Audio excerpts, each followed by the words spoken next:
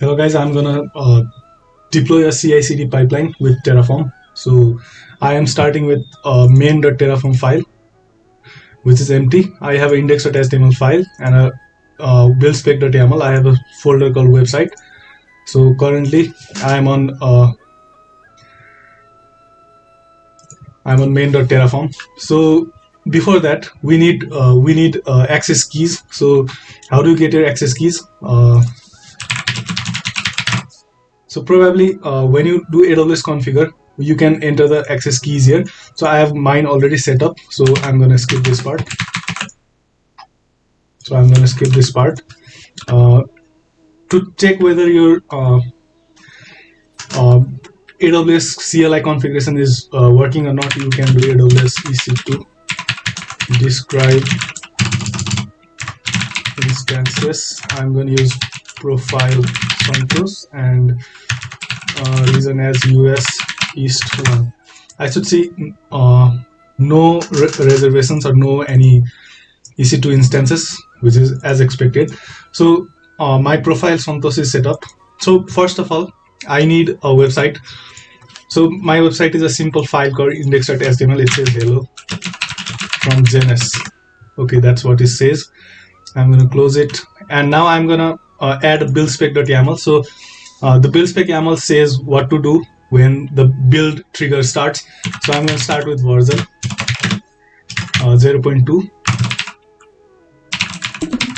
artifacts files, and I'm going to give index.html. So this is my build spec YAML. I could also install phases here.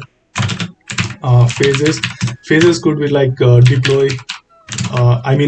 Installing the node package module npm, or maybe you could do something with Maven or Gradle or anything.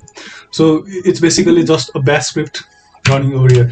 So for this demo, I'm just going to use index.html as my file. So all it's going to do is it's going to push the index.html as a build artifact. So I have main.tf. So in my main.terraform, the first thing I'm going to do is bring in the Terraform code. So required provider, I just need to install AWS. So first I need to do, I'm going to save it, Terraform init. So I just initialize the Terraform. So it will download AWS. See, it's finding ASICorp AWS. So while it's doing that, I'm also going to describe the provider. So my provider is AWS, and I'm going to use Santos as profile as I did it earlier over here. So I'm going to use US East 1 as my default region. So while it's initializing it, I also created a variable which is named bucket name. So the default value is TF Terraform CodePipeline Santos. So this is the name of bucket. So I am going to need another bucket, which is CodePipeline artifact bucket. This bucket is for the build, final build. It's going to host the static website, and this bucket will have private access control ACL, private ACL, and then it is going to hold the build artifacts. Maybe you don't want all the build artifacts to be public, so that's why I made the build artifacts in a different bucket. So the next thing I'm going to do is I'm going to create a repository, code repository, just like we have GitHub. We can have a code repository inside AWS ecosystem, and I'm going to call it Terraform Santos. And so I'm going to make a role. So it is code pipeline role, and I'm going to name it as default TF code pipeline role. Also I'm gonna make another role. This is for code pipeline, and this is for code build. This is just a variable in the Terraform. So variable, I could make a new file called Terraform variable, and then I could load it from here as well. But for now, I'm using the default ones like this one. So VPC, where does this come from? So if you see VPC over here.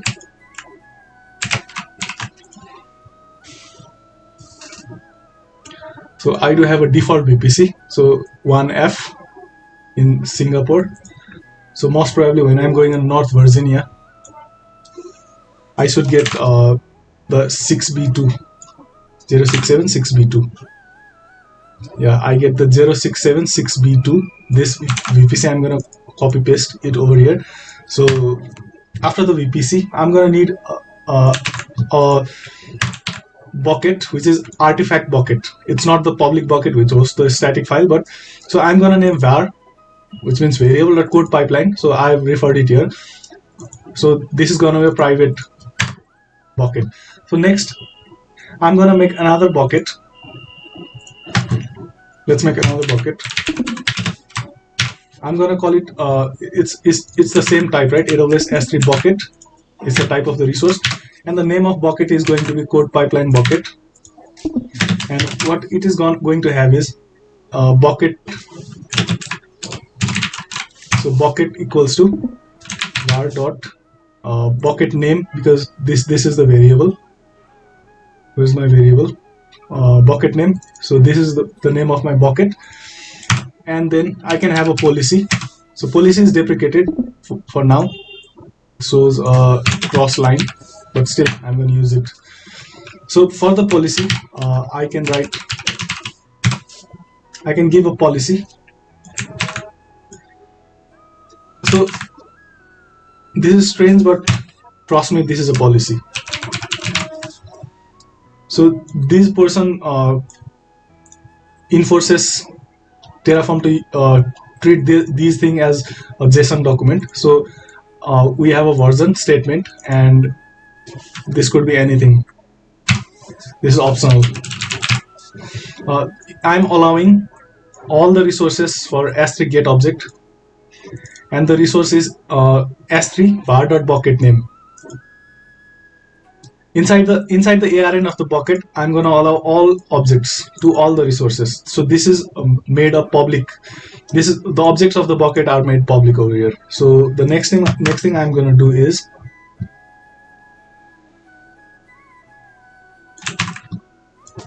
I'm going to make another configuration, AWS S3 bucket website configuration, so that this bucket over here, CodePipeline bucket, this bucket can publicly throw files, and also the routing rules over here. So the index document I've listed as index.html, and even the error document, since I only do have one, I also list it as index.html. So whenever I get a request at slash or the root, I am redirecting it to index.html.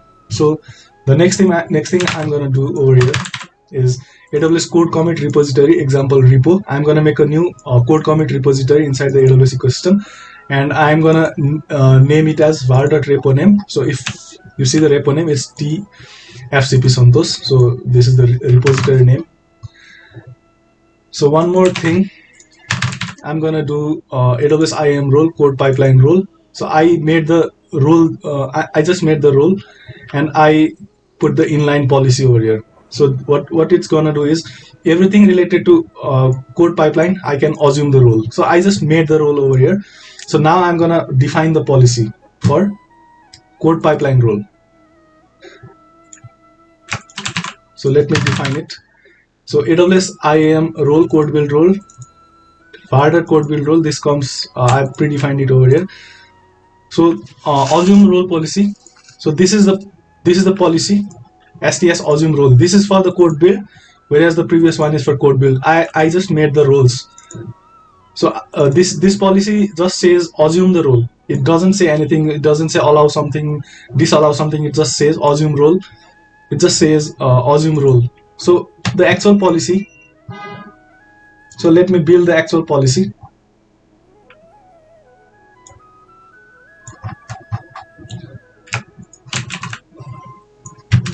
So here's the actual policy. So what this policy is doing is, so it's let's check at the first statement. It allows log group, log stream, and put log events on all the resources. So the second one is doing it needs describe network interface. It needs delete network interface. All these permissions I'm gonna allow all these actions. So the next one is it allows create network interface permission and delete network interface permission.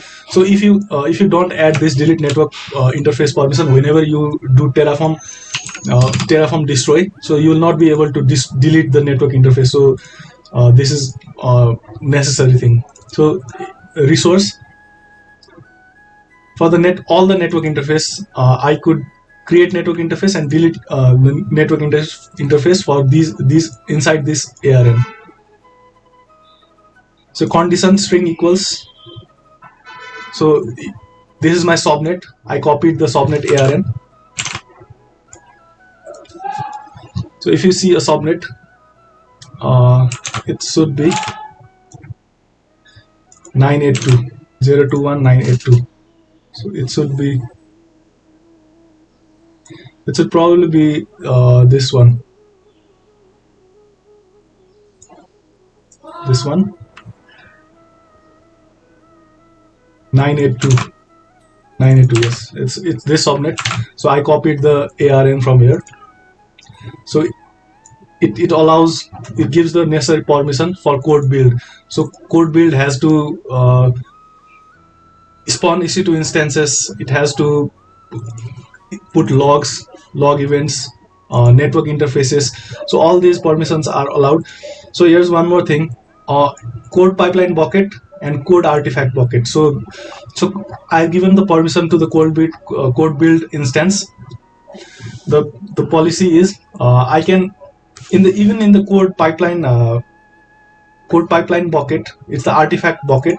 So it can put artifacts in one bucket, and it can also put the build file in another bucket. So I've given listing the buckets as well as doing anything with the objects within the bucket. So both of these permissions. So after this, I have one big permission, which is for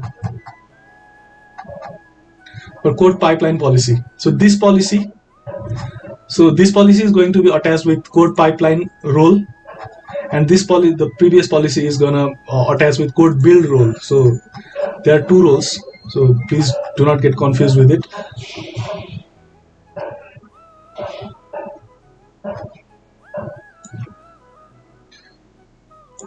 So let's actually make our pipeline. So here's our pipeline. So what does my pipeline say? It's the resource type is AWS CodePipeline, and I called it example pipeline.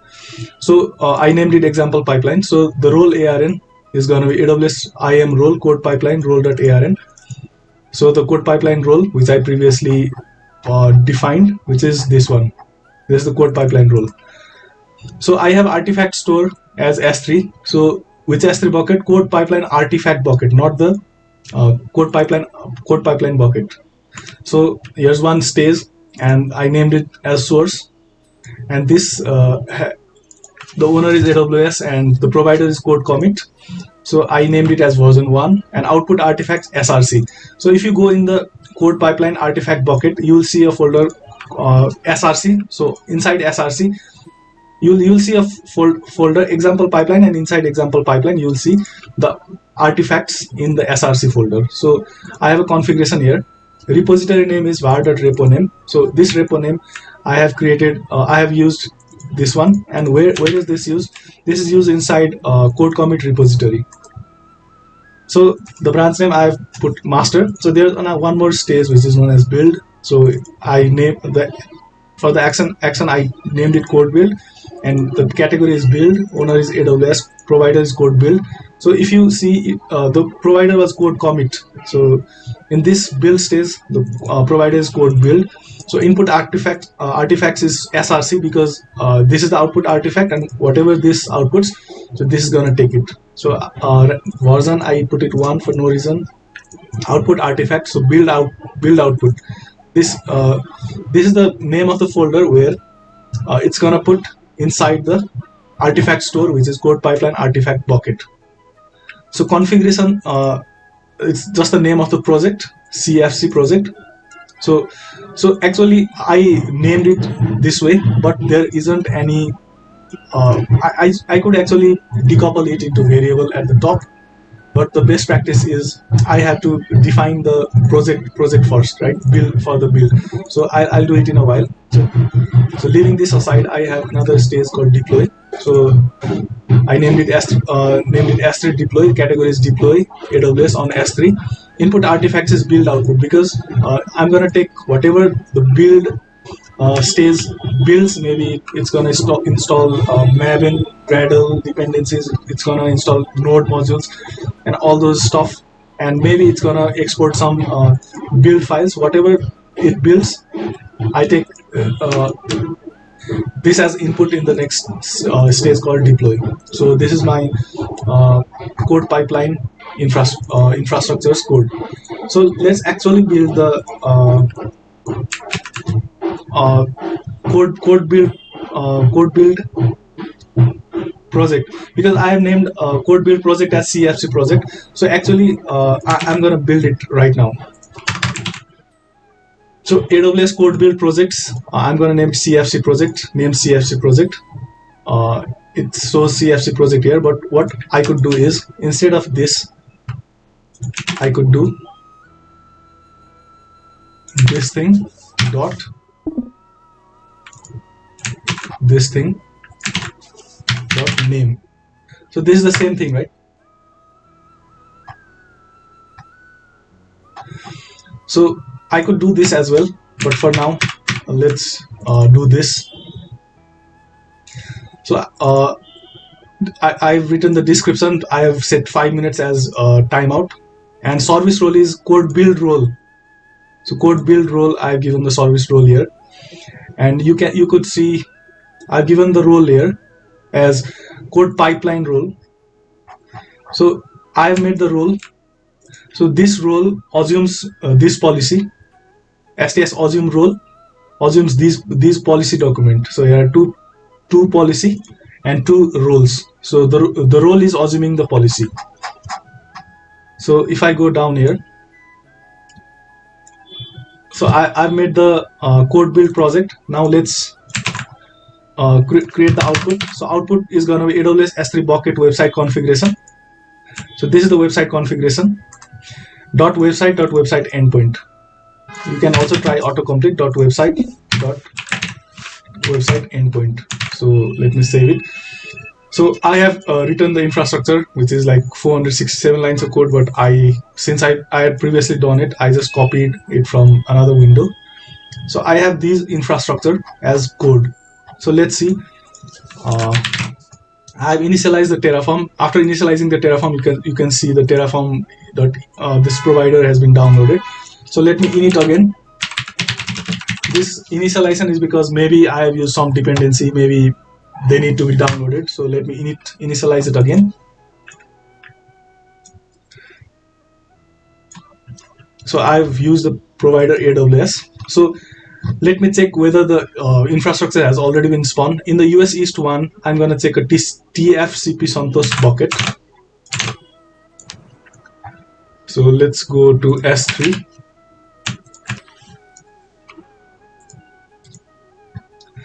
I'm going to buckets, and if there's nothing called TFCP Santosh, so I'm going to do Terraform format. So it formatted main.terraform. So what format does is, maybe I have some unformatted code, and if I do it, so it will put this in place. So let's do Terraform apply Terraform command not found. Oh my god. Terraform, okay, I misspelled it. So Terraform apply. So what it's gonna do is, it plants it first and then tells me with so these resources will be added, these resources will be modified. So since these resources aren't present, the plus means create everything. It's gonna create all those things. So let me type yes to apply these terraforming.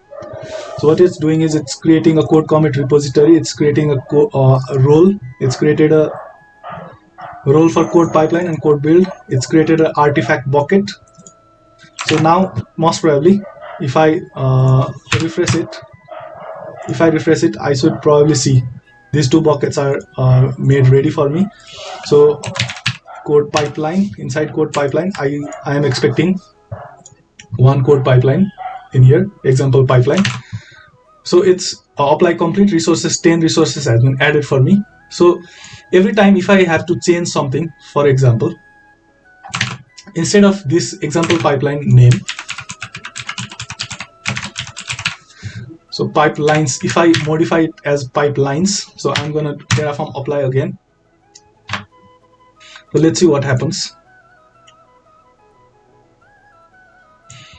So it's checking, it's refreshing the state, for those infrastructures which have not changed. So what it does is this tilde sign with blue tilde means it's modify, most probably, if I see here, and plus minus is destroy and then create. It destroys code pipeline and creates it for me, and it modifies this for me. So I'm gonna do yes. So if I refresh it, it's being deleted, and I should see code pipelines, the added S. So this is how changes in the infrastructure will reflect. So since I already have a pipeline, so let's push the, so I have a pipeline. Let's see what has happened inside here. It failed because invalid action configuration. The AWS code commit branch master doesn't exist. That's right, because in our code commit we don't have any of the master branch. So how I'm going to do it? So this is my repository that I've created. So I'm going to clone SSH. I'm going to go inside the website, cd website. If I see I have build spec and index.html, so I'm going to initialize a git repo, git add dot git commit initial commit for build trigger. Let's do this as a commit, and then so I do not I just initialize it. I shouldn't have any remote origin. Git remote.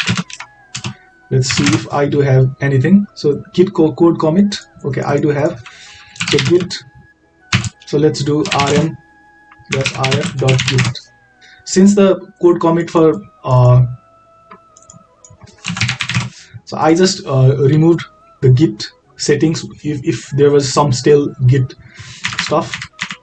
So let me git initialize, let me add it, and then let me commit.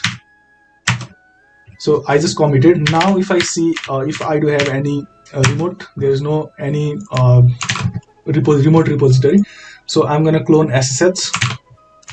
So git remote add origin. So this thing. So if I try to git push origin main, it shouldn't allow me. Are you sure you want to continue? Let's try. Can't be established. Okay, even if I give my password, please make sure you have the correct access rights. So I don't have enough access rights. So first I have to generate the RSA key pair, which I already do have. So my private keys are root /.ssh. So I already have ID RSA multiple things. I do have it here. So I already have generated a key pair. So this is how you generate a key pair. You could look at the public file. So I have a ID RSA, and I'm gonna less SSH. Actually, I'm gonna bring .ssh /ID RSA public.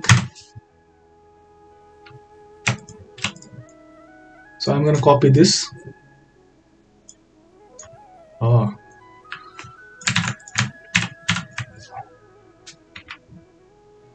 is it lined or something? It shouldn't be that way.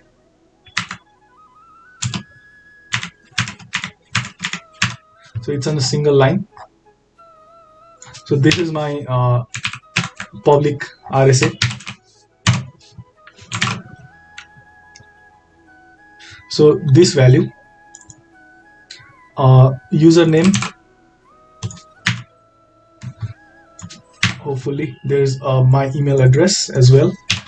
So what I'm gonna do is I need to go to the IAM console, and inside the users I'm gonna upload SSH public key, and these are my contents. So I'm gonna upload it. So I just got a new one. So this is the new thing. This is the new one. So SSH key AAEE. It's for R2U.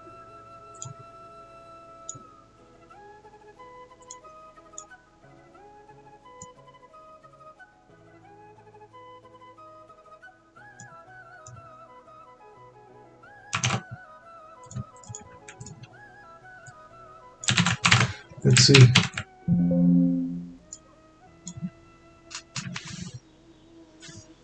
So most probably it is this one. Let's reload the page.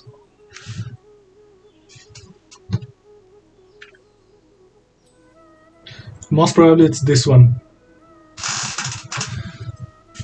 This is my public key. Is it? Is it so? C1Y.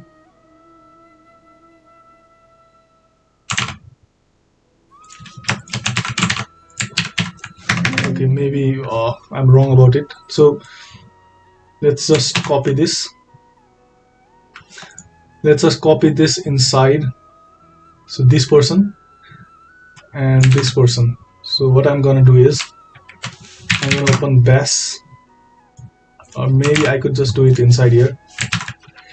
vi root /ssh/config. So I'm gonna edit it at the end. Sorry, I'm gonna paste it. Host git code commit, and for this person, I'm gonna copy this.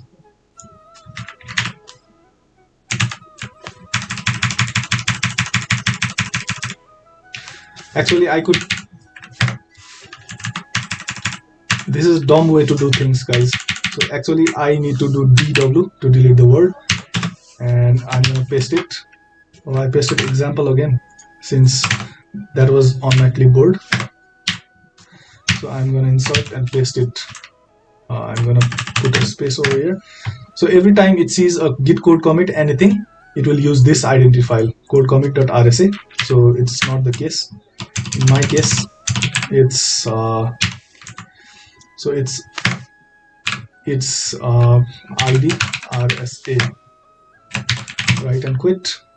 So let's do the push thing again. So git push origin main. It asked me for my password and refuse 0. So it pushed it. So the setup was successful. So if I look at my code commit, now if I refresh, there is no file. Now if I refresh it, I should probably see some file with build spec and the index.html. So it's done it. So let's see the code pipeline. There should be one more code pipeline, not in the Singapore region, but in the US East 1 region. So there should be email pipelines, example pipelines. So it failed. It hopefully, as soon as it senses there's been a trigger on the code commit, it should have run it. It should have triggered. I don't know why it is delaying. Should have triggered it, right? 7 minutes ago. Branch name master. If this is the repository name, it should have triggered it. I don't know why it didn't trigger it. It should have triggered it. It didn't trigger it. Oh my god. It should have done it. So maybe let me release the change myself for now. Code commit in progress just now. History. It failed the previous time. So maybe it will succeed now. Failed. Invalid action. The action failed because no branch name master was found in the selected. Okay. So there should be something called master, right? In this repository. Oh my god, I did it in the main, of course, I'm so dumb. So git checkout -b master. I switched it to new branch master. Git push origin to the master. So I post it again. So I pushed it to the master, and now hopefully it should trigger on its own. So it failed previously, but since it's the main branch, if I refresh it, I should see a master branch here as well. Please, yes, I can see the master branch, and hopefully this should trigger as well. This didn't trigger. Oh, retried. I did it manually. Oh my god, I shouldn't have done it manually. But initial commit for build. See. Anyway, it just does its thing. So I'm in the pipeline. It succeeded the source. So the initial commit for build trigger, and it's in progress. So let's see the details. So phase details. It has submitted it. It's been queued and it's provisioning. It's successfully provisioned because because I have the standard 4.0. It's the latest image. So it provisions quick. So if you could have older versions, it takes like crazy 100 and more seconds to provision the resource. So it has completed, succeeded. So if I see at my bucket, so I have these two buckets. Let's see this bucket.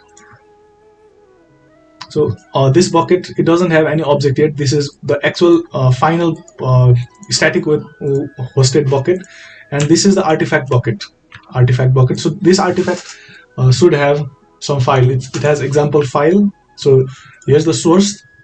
It's a zip thing, and here's the build output. This is also a zip. So what it has done is, if I look at this now, it has put index.html. So if I see Terraform output, it since I have output in my file website URL, no output found, define are empty. What? You're kidding me.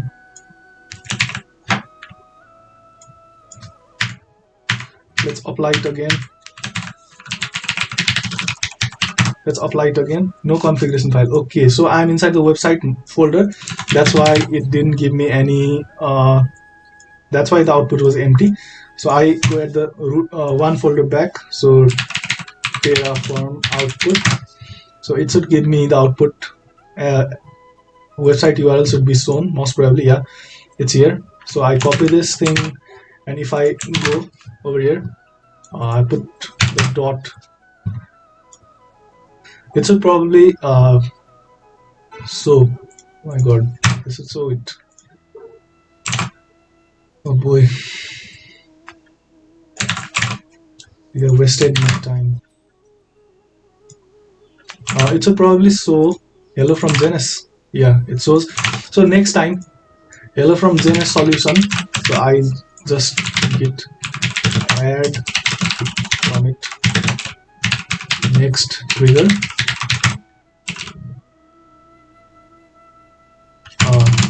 I can't add it because it's not a git repo. Just cd website git add git commit another trigger git push origin main. Oh my god, I'm used to with main. Just use the master thing. What?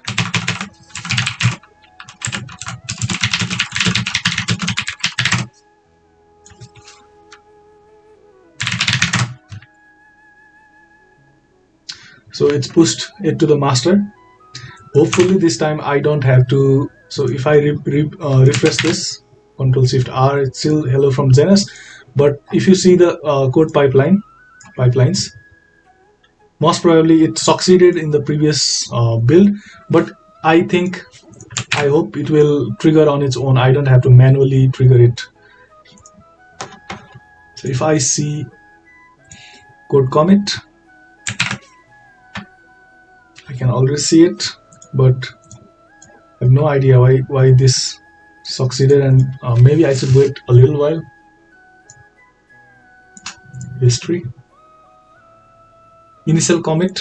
So actually this one thing is for the initial commit happened 2 minutes ago, and this is when I manually build it, so it's built 2 times. So you can also see in the bucket, where's the bucket, S3, this one. So you could see here clearly there are two builds, because one happened triggered automatically, and one of them succeeded just now, another trigger, and it's another trigger is building, and this succeeded was for the previous trigger, so it's initial commit for the build trigger. This another trigger is still building over here, so it's running, it's building. Let's wait for it.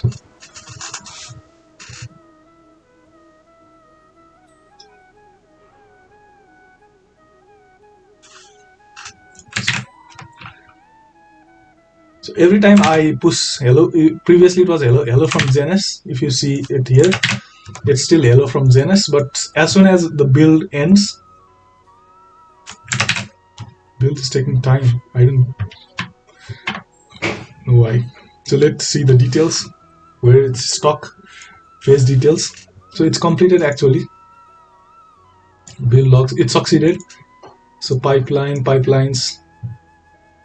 So it succeeded. So if I refresh this page, I see the updated thing, hello from ZNS solution. So with this Terraform codes, so I was able to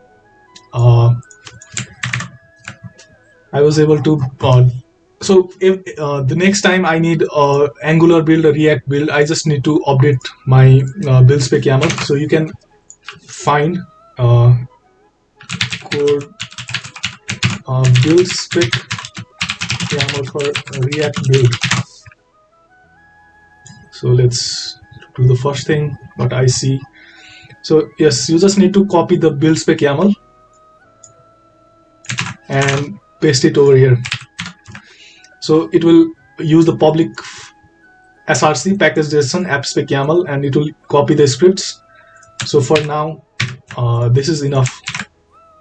So what I've sold, what you can see in this demo is every time I update my code and I push it to the repository, you can see that my changes are reflected in the deployment. So maybe in the next thing I could add some CloudFront distribution, I could add some HTTPS since this is not secure. So that's it. So if I have to remove everything, so I could do Terraform destroy. It's in the website master, so destroy completed, 0 resource deleted. So if I go to the a folder back, a directory back, so if I do Terraform destroy, I made a typo. If I do Terraform destroy, it's gonna eventually delete everything. So it's refreshing the state, it's deleting the policy, it's removing it one by one. So it says all these file marked as red, it will be gone. So if you see the Terraform state, let me do a no. If you see the Terraform state, you can see all the output variables. So this is the state. You have a code commit repository. It's named example repository. So it's the repository. Where's the repository? Code commit repositories. It's named example repo, but this example repo, it is named example repo because in the Terraform code itself, it's represented as example repo, not the actual name, not the repository name. The repository name is tf cp santos. So you can see it here as well.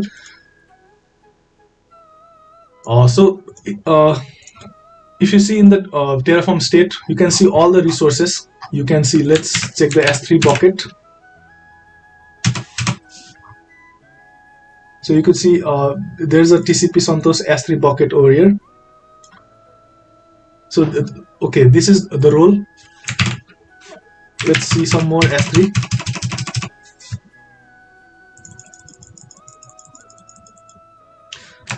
So dependencies, because I have also put depends on. So this depends on code build role. So you could see the dependencies before this thing is deleted. It makes sure this code pipeline role artifact bucket code pipeline bucket is deleted.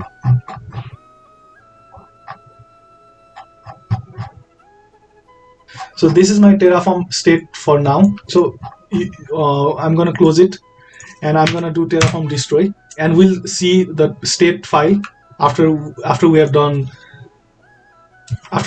destroyed the Terraform deployment.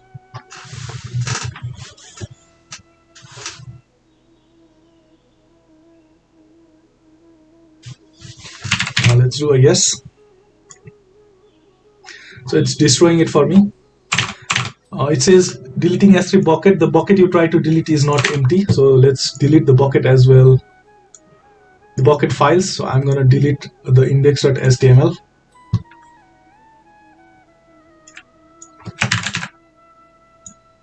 Good.